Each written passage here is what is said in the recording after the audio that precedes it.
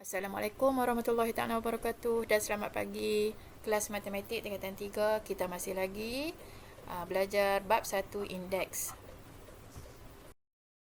Okey, kelas hari ini kita akan sambung standard pembelajaran minggu lepas iaitu standard 1.2.5. Okey, hari ini kita akan belajar hukum indeks yang melibatkan hukum yang ada kuasa dan juga indeks pecahan. Okey, so kita lihat yang pertama.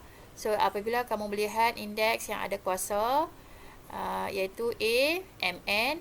So, A, MN ni bersamaan dengan, kita juga boleh tulis sebagai A, indeks M, kurungan, di luar ada kuasa N. Dan, okey, dan kita juga boleh tulis sebagai A, indeks 1, punca kuasa N. So, A indeks 1 punca kuasa N ni kita tukar jadi indeks pecahan akan jadi A indeks 1 per N. Okey. Yang ni yang pertama. Yang kedua, indeks pecahan. Okey, A indeks M per N bersamaan juga dengan A indeks M kuasa 1 per N. So, kalau kita darab, indeks yang ada kuasa ni kita boleh darab, kita akan dapat balik AMN ni lah. So, bersamaan juga dengan apabila kita letak 1 per N di dalam kurungan, M pula di luar kurungan. So, ketiga-tiga ni sama. Ketiga-tiga cara menulis ni sama. Saya dah sebut dah, indeks kan ada banyak cara menulis. Okay, cara menulis yang membawa maksud yang sama. So, kita juga boleh tulis dalam bentuk yang ada simbol punca kuasa. So, kalau dah indeks pecahan, kamu kena ingat yang atas ni, iaitu pengangka adalah kuasa. Pengangka ialah kuasa. Okey, penyebut iaitu N ni adalah punca kuasa. Punca kuasa apalah. Okey, so A indeks MN kita boleh tulis sebagai sama juga dengan A kuasa M. Okey, kuasa M punca kuasa N. Sama juga dengan, ataupun kita boleh tulis punca kuasa N letak dalam kurungan, kita cari dulu punca kuasa, baru kita cari kuasa dia berapa. Ni, kuasa tak di luar. Okey, so kamu kena faham ni cara menulis ni. Sebab ada cara menulis yang akan memudahkan kamu. Cara menulis yang tertentu ni memudahkan kamu untuk menyelesaikan soalan. Okey, so kita lihat contoh yang pertama. Kita nak tukar saja cara menulis. Okay, tukarkan setiap sebutan berikut kepada bentuk AM 1 per N dan A 1 per N M. Okay, cara menulis saja So, ada 3 contoh. Okay, yang pertama kita nak tukar 81 indeks 1 per 2. So, kita nak tukar dalam bentuk yang pertama. So, dalam bentuk yang pertama,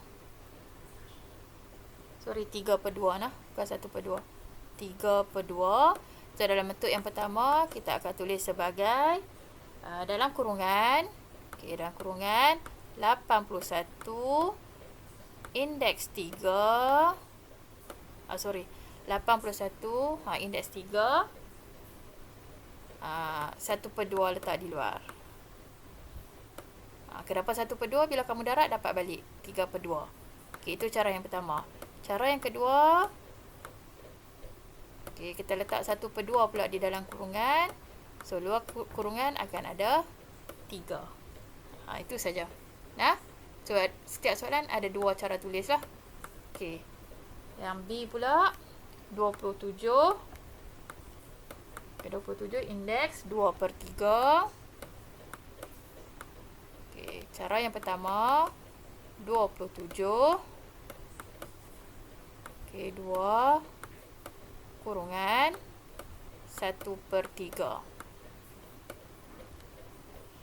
Okey, cara yang kedua. Okey, 27 dalam kurungan 1 per 3. 2 kurungan 2. Okey. Nombor C. H. Okay, H. 3 per 5. Okey. So, H 3, 2 kurungan 1/5. Okey, satu lagi cara. H 1/5 2 kurungan 3. Okey. Boleh So cara menulis saja untuk contoh yang pertama ni. Kita tulis dalam dua situasi. Okey, kita tulis dalam dua bentuk lah nah. Okey. Contoh yang kedua, kita nak tukarkan setiap sebutan berikut dalam bentuk AM punca kuasa 2N dan A punca kuasa 2N kuasa M. So yang pertama, tukarkan 343. 343, indeks dia 2/3. So kita tukar dalam bentuk 343 kuasa 2. Kuasa 2. Seterusnya simbol punca kuasa ada 3 kat luar ni. Ini cara yang pertama. Cara yang kedua, simbol punca kuasa 3. 343. Letak dalam kurungan, kuasa letak di luar. Contoh A. Contoh B. 4096. Indeks 5/6. Cara yang pertama, 4096 kuasa 5 punca kuasa 6. Cara yang kedua, punca kuasa 6 4096. Letak kurungan, luar kurungan ada kuasa 5. Nombor C. Nombor C, M indeks 2/5. Indeks 2/5. Cara yang pertama, M kuasa 2 punca kuasa 5. Cara yang kedua, punca kuasa 5 M. Tutup kurungan, kuasa 2 di luar. So ini contoh yang kedua. Seterusnya kita lihat contoh untuk menghitung nilai setiap sebutan berikut. So ada dua contoh. Contoh yang pertama, 9 indeks 5/2.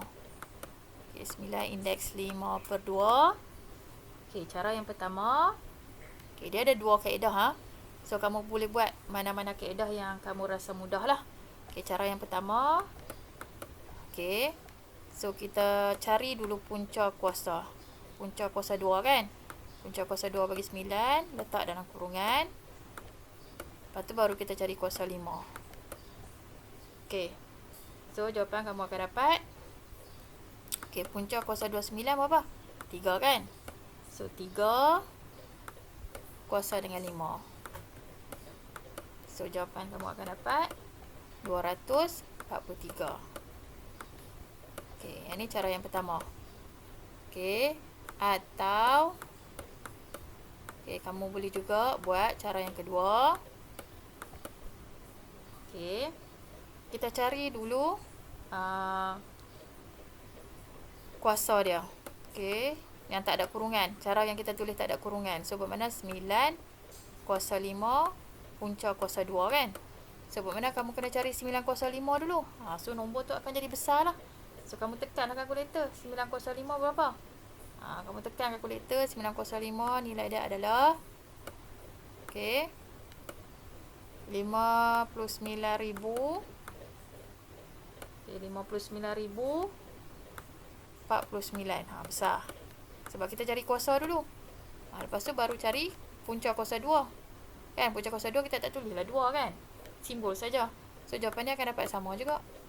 So kaedah mana lebih mudah? 1 ke 2? Kalau saya suka kaedah yang pertama lah. Sebab nombor tu kecil. Kita cari punca. Apabila suatu nombor kita cari punca, nombor tu jadi kecil. Apabila suatu nombor kita cari kuasa dia, so nombor tu jadi besar. So, saya nasihatkan kamu guna kaedah yang pertama lah. Saya tunjuk dua-dua juga dekat kamu dah. Okay, so contoh B pula. Contoh B, 16.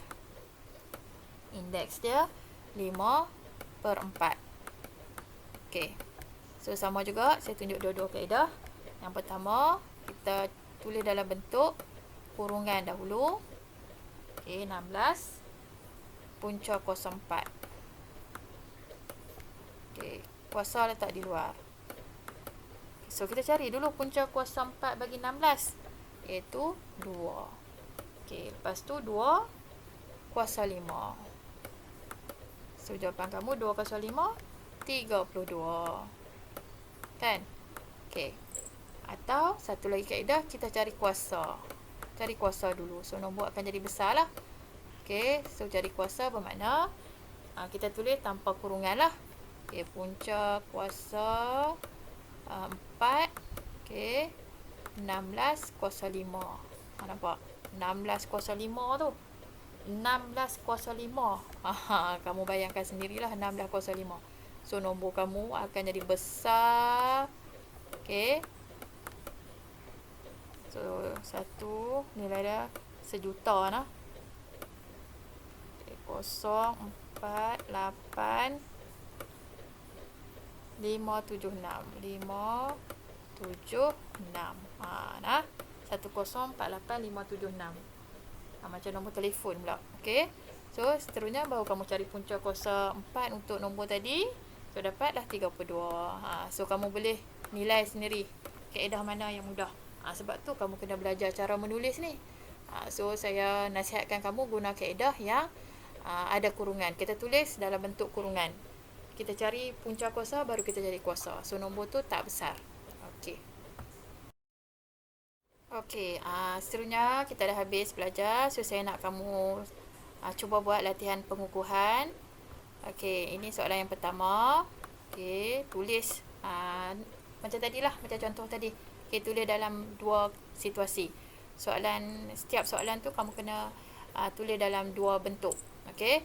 So, ini soalan nombor 1 ada contoh dekat sini. So, ada soalan nombor 1 ada 4 soalan. Okey, soalan nombor 2 pun sama. Kamu tulis dalam bentuk. Okey, soalan yang ada punca kuasa. So, kamu tulis dalam bentuk yang dikehendaki. Okey, ini soalan nombor 2 pun ada 4 soalan. Okey, ada contoh dekat sini. Kamu boleh rujuk lagi contoh dekat sini. Okey, untuk soalan nombor 3 dan soalan nombor 4. Okey, kamu kena buat pengiraan lah. Soalan ni kamu kena buat pengiraan. So, fahamkan soalan. Yang ni 3A. Okey, kita pecahkanlah 3A dan yang bawah ni 3B. So, ada 3 soalan lah untuk latihan hari ni. Okey, so kamu lihat soalan kena faham. Okey, langkah yang pertama, saya bagi tips dekat sini. Asas. Okey, asas. Setiap indeks tu kamu kena, contoh asas 32 ni kamu tak boleh selesaikan. Asas 27 pun kamu tak boleh selesaikan. Kamu kena tukar asas tu bagi lebih kecil. Macam mana nak tukar asas? Okey, ingat balik. Okey, apabila ada indeks pecahan, antara pengangka dan penyebut tu ada nilai yang kamu boleh gunakan untuk kamu tukar asas menjadi lebih kecil. Sama juga dengan soalan B. Asas 72 ni kamu tak boleh selesai. Kamu kena tukar asas tu bagi sama. Kan? Sebab indeks, apabila soalan indeks, tips dia mudah saja. Untuk selesaikan, asas tu kena sama. So, kat sini asas 3, ini asas 72, ini asas 2. So, asas 72 tu kamu kena tukar. Sama ada bagi jadi asas 3 atau asas 2. Sama juga dengan 32 dan 27 untuk soalan A. Kamu tukar jadi asas 3. So, bila tukar jadi asas 3, macam mana cara kamu nak menulis? Okay, so, selamat belajar dan kita jumpa lagi untuk kelas yang akan datang. Assalamualaikum warahmatullahi taala wabarakatuh.